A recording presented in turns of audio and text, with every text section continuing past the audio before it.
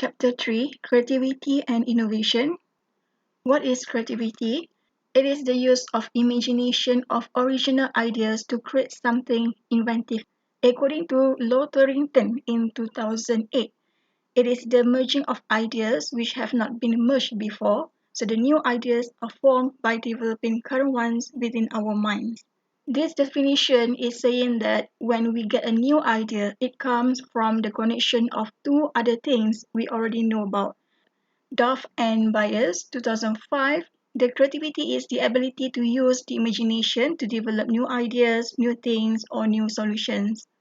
Martelly and Goldsmith in 1985, saying that the creativity is the generation of ideas that results in improved efficiency or effectiveness of a system. Waimei in 1975, it is the process of bringing something new into being. Then, what is innovation? Howell Higgins in 1990 and Drucker in 1985 share the same meaning of innovation. It is the process by which entrepreneurs convert opportunities into marketable ideas or how the entrepreneurs exploit change as an opportunity for a different business or different service. Lucky and Katz in 2003 saying that innovation is typically understood as the introduction of something new and useful. For example, introducing new methods, techniques, or practices, or new or altered products and services. Now, the concept of creativity, innovation, and entrepreneurship. Creativity and innovation have become the vital point to enhance the value of entrepreneurship. According to Davila and other co-authors in 2006, many people confuse with these two terms, creativity and innovation. According to them, it shouldn't be confused because creativity brings the ideas while innovation is the act of putting the idea into practice, either new products or processes. Lotherington in 2003, creativity enables people to connect unconnected things, and from that meeting, new ideas spring forth. While Amabel, etc. in 1996, all innovation begins with creative ideas. We define innovation as the successful implementation of creative ideas within an organization, just explained by Davita above. Creativity, innovation, and entrepreneurship can be tightly linked. Creativity is the process of generating unique and useful ideas. For example, of creativity are all around us. In practice, creativity is incredibly broad. It is also around us whenever or wherever people strive to solve a problem, large or small, practical or impractical. According to Howell and Higgins and also Drucker just now, innovation is about taking the creative or unique new ideas and turning it into something of value. Innovation requires discipline and action to evaluate the ideas, test them, modify, and apply. It is through the discipline and actions that turn an idea into something of value. Entrepreneurs can come up with ideas all day long, but not every idea is necessarily a good idea. For an idea to be worth pursuing, we must first determine whether the idea translates into an entrepreneurial opportunity. In most cases, an entrepreneurial opportunity comes about from recognizing a problem and making a deliberate attempt to solve that problem to a better enhance people's quality of life. Entrepreneurship is the commercialization of creativity. Be creative, convert opportunities into marketable ideas.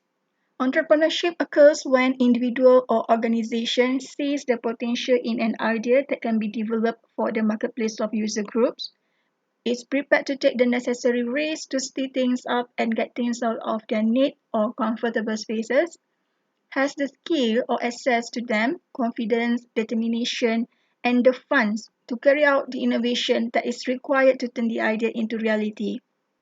Now, the creative process.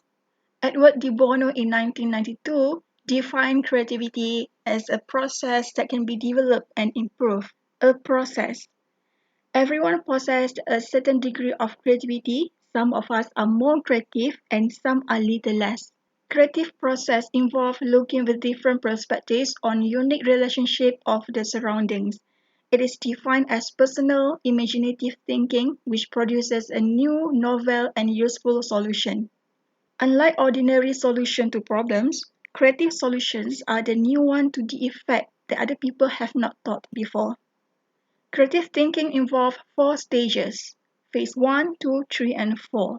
For the first phase, preparation, the background or knowledge accumulation, it involves seeking and gathering of information through observations, readings, conversation with others, attending seminars, meetings, and workshops. The second stage is what we call incubation stage. Entrepreneurs deliberately allow creativity to spur by breaking away from the problem and let the subconscious mind work on it. This is an extremely important stage because sometimes it can take days, weeks, or months, or sometimes even years. The idea is that you'll think about it, write in a piece of paper, and just leave it to the side for a while, and then you come back to it. The interesting thing about the incubation stages is that to a certain extent, it is not really under your control how long that stage will take. The phase 3, the idea experience, discovery of the idea or solutions to the problems, which is eureka factor or aha factor. Okay, when suddenly you got the idea. Yes, I found it. Phase 4, evaluation and implementation. Evaluation and implementation of workable ideas requires high level of persistency and patience. Entrepreneurs do not easily give up when they face obstacles. This is an area that a lot of creative people struggle with because often you have so many ideas and you have limited amount of time. So the evaluation stage is important because this is where it requires self-criticism and reflection. Certain textbooks provide 5 phases of creative process. The last one is elaboration. The elaboration, testing the idea, working on the idea, those late nights in the studio, working at your desk, or those hours in the laboratory if you are a scientist. So those days, testing and micro-testing products, this is the elaboration stage. The components of creativity is the creative thinking skills, knowledge, and motivation. For creative thinking skills, the use of creative intelligence to approach problems and find solutions. The knowledge, it refers to all of the knowledge and experience that the person has gained in life. As noted by Roth in 2004, the 4 styles of creative intelligence are intuitive, innovative, imaginative, and inspirational. An intuitive style of creative intelligence is result-driven and mainly looks upon past experiences to help in the decision-making process. This is unlike innovative style of creative intelligence, where mainly relies on evidence such as data to be able to guide decision making and focuses mainly on solving problems. While imaginative intelligence, on the other hand, is one that relies on insightful thoughts, which can be visualized and artistically expressed in decision-making process. This is unlike the inspirational style of creative intelligence, which relies on feelings or instincts and self-giving to focus on positive social change. The last component of creativity is the motivation. Motivation is the fuel that drives the vehicle provided by the 2 elements listed above. All the expertise and ability to think creatively in the world will be useless if the person is not motivated to put them to good use. Intrinsic motivation comes from within, while extrinsic motivation arises from outside. When you are intrinsically motivated, you engage in an activity solely because you enjoy it and get personal satisfaction from it. When you are extrinsically motivated, you do something in order to gain an external reward. There are few common creativity techniques, there are many, but here we listed only 6. Brainstorming, scamper, lateral thinking, mind mapping, problem reversal, and attribute listing. These are the names who introduced these techniques. The first creativity technique is by brainstorming. So how the brainstorming works? First, organize the group of ideally 4 to 4 persons in a group, then choose the topic which is based on the problem and write it on a whiteboard. The rules in brainstorming is no criticism, all ideas are welcome and valid, and do not limit the number of ideas because the aim of brainstorming is to get large number of ideas, as many as you can, and do not filter or censor any idea, keep them flowing. and listen to other ideas and use it to generate other ideas. So you can link the previous ideas to the new one. Do not discuss or question as it could stop the flow of ideas. Just throw the ideas, as many as you can. This brainstorming can be conducted unstructured way, which is any group can give ideas at any time, or structure, going around the group of ideas from one to one.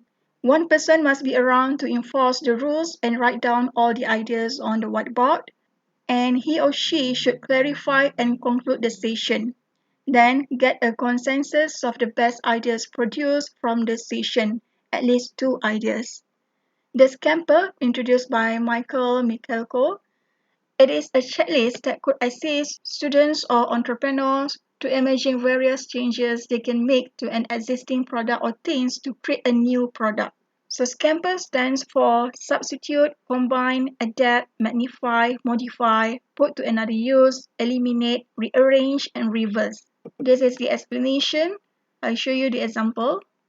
For example, this is the product, the existing product, then how you can change this product in terms of the attitudes, in terms of the shape, in terms of the usefulness, and other things. So at the end, you will come up with a new product, a new innovative product. This is another example. Lateral Thinking by Edward de Bono. Lateral thinking, thinking to solve problems by unorthodox or unusual way. For example, these 2 pictures.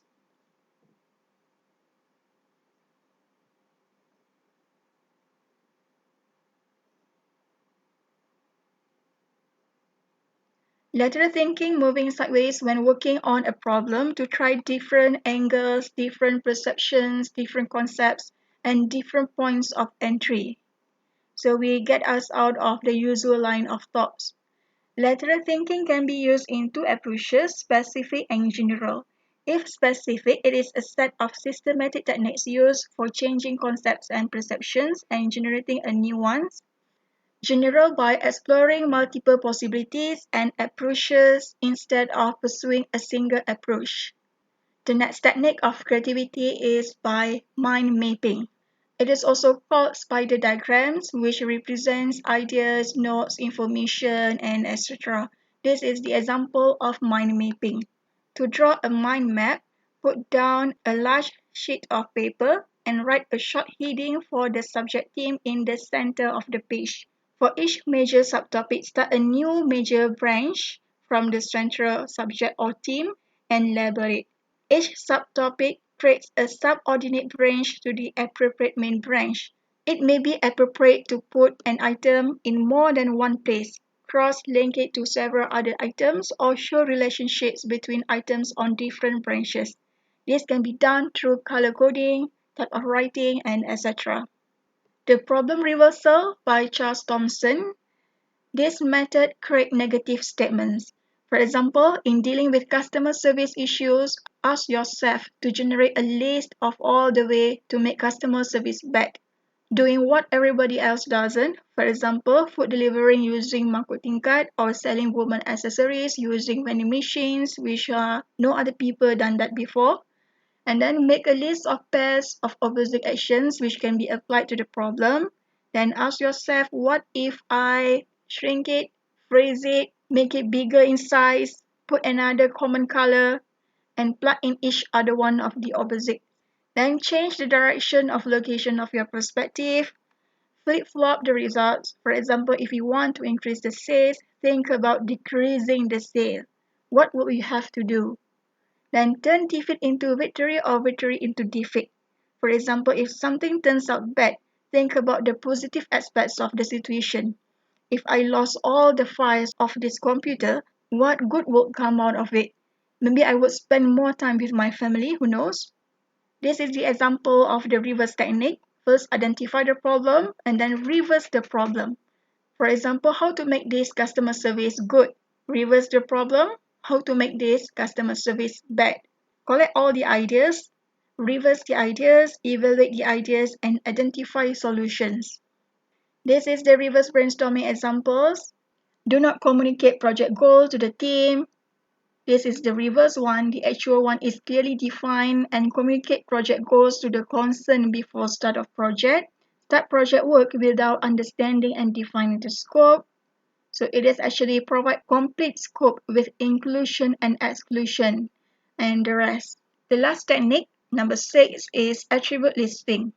The steps identify the product or process you are dissatisfied with or wish to improve and list down all the attributes. For example, the physical object like a pen, this might include the material of the pen, the shape, the target market, the colors, textures, and etc. So list all the attributes of the product. Then choose, let's say, 7 to 8 of these attributes that seem particularly interesting or important. Then identify alternative ways to achieve each attribute. For example, different shapes, cylindrical, cubic, multi-faceted, so different shape of the pen, either by conventional inquiry or via any idea generating technique. Then combine one or more of these alternative ways of achieving the required attributes and see if you can come up with a new approach to the product or process you were working on. So at the end, you will come up with a new product. The next subtopic is blocks to creativity. So blockages to creativity need to be recognized and eliminated so that it will smooth the way to creativity. The classification of blocks to creativity are perceptual, emotional, cultural, environmental, and intellectual or conceptual. Perceptual blocks are blocks that inhibit you from perceiving the true problem or the information necessary to discover the solution. There are many kinds of perceptual blocks that limit a problem solver, but one of the most limiting one of these is stereotyping. Stereotyping think literally, not thinking outside the box. So it blocks you to new ideas that potentially are the best ones. The emotional blocks are, as the name implies, based in emotional biases that prevent discovery of the solution.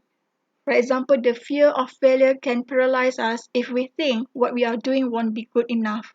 It will lead to procrastination and project abandonment. If you allow the fantasy of your fear to dominate your decision-making process, you will never be able to move forward with any idea you come up with. This is the example of emotional blocks: fear of problem, fear of work, fun, fear of exploring, fear of abandonment, judging rather than generating ideas, and dislike new challenges.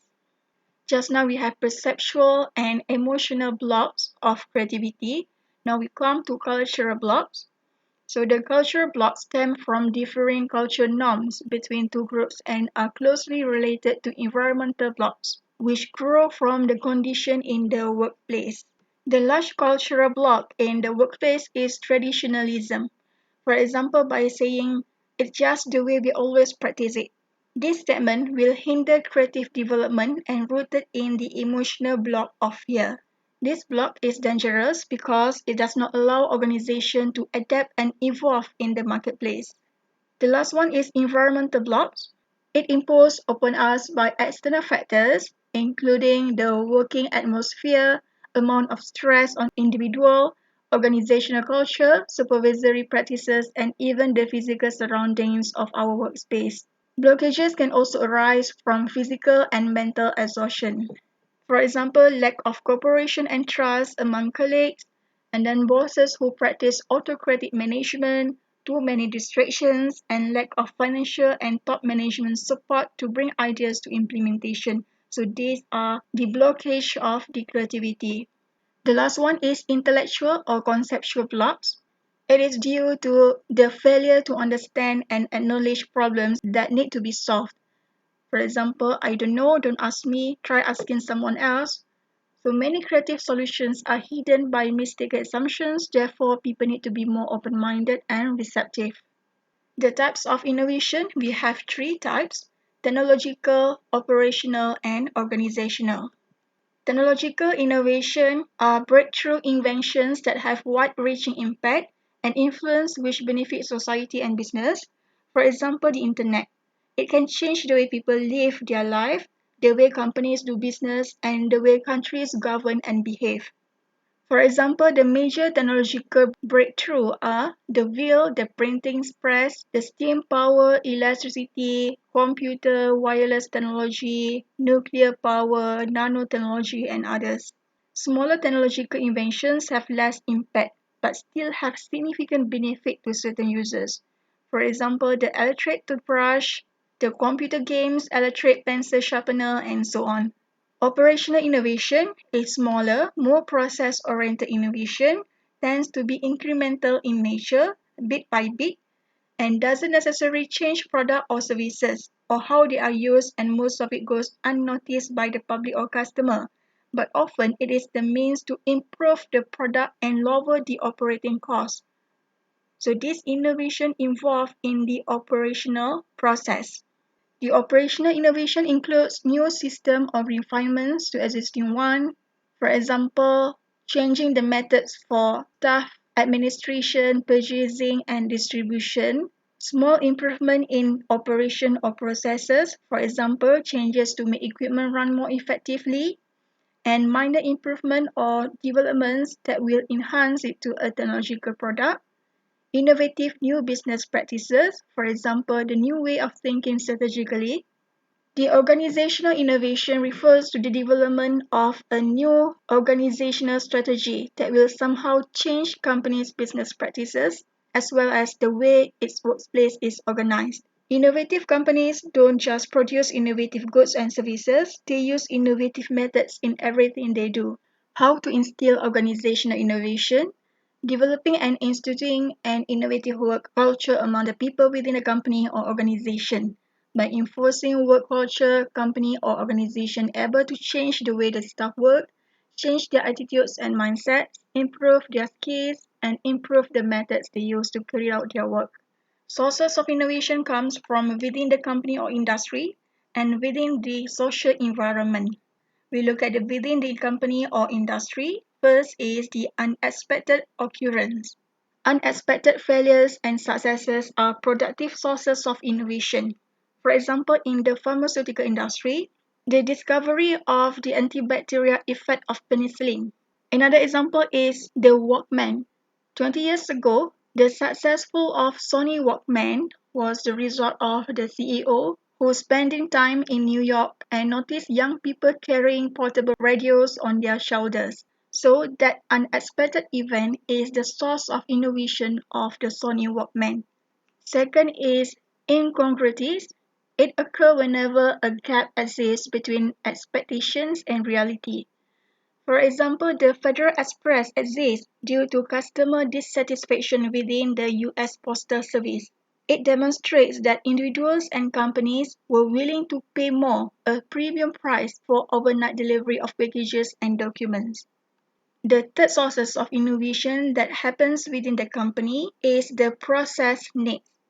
It exists whenever a demand arises for the entrepreneur to innovate as a way of answering a particular need.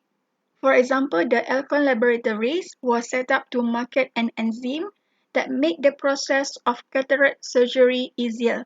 Another example is ATM, the ATM machine, and now web-based and internet banking options that allow individuals to do their banking when the business is closed. So this is also a process need. Then industry and market changes.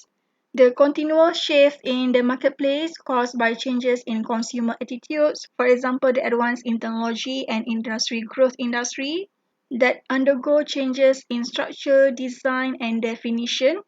For example, the private medical centers are imitating five-star hotels to attract wealthy patients that the traditional hospital do not provide.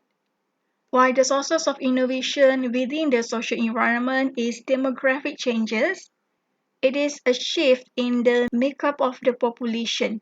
For example, the increases of Indonesia and Japan population in Malaysia, for example, it creates opportunities for new products and services such as restaurants targeting this population.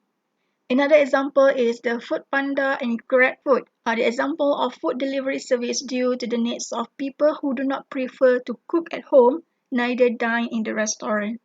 Then the perceptual changes. It is the change in the interpretation of facts and concept in the commodity. Then it led to open up a new opportunities. For example, the society have become more health conscious and we have seen the rise in demand for vitamins and other supplements. And also the fitness centers that is growing, that is because of the change in perceptual. The last one is the new knowledge. The new knowledge ontology is one of the strongest forces for innovation. Many companies of all sizes and levels of sophistication now have the website that present on the internet with the capability of connecting their products with customers nearby or on the other side of the globe. And it is accessible at any time of day or night via the internet. The common characteristics of creative entrepreneurs is sensitive to problems, broad perspective, open to new ideas, then flexible and adaptable, original thinker and stick to own opinion, risk taker, motivated and dedicated, and curious.